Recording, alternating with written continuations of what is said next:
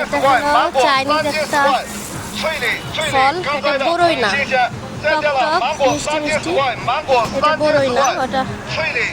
আর এটা হলো সিজনাল আম, সবগুলো পাকা।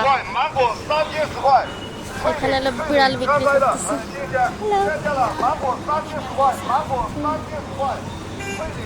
এখানে সসেস,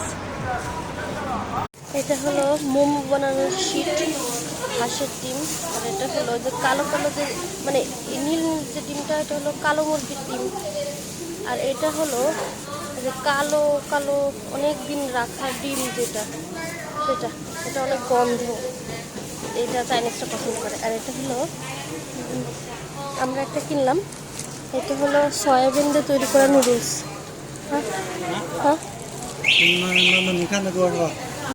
এই সবজিটার নাম হলো ওসেন। এটা খেতে অনেক মজাই লাগে, সুন্দর করে। আমরা কিনতে এসেছি, দুইটা কিনব।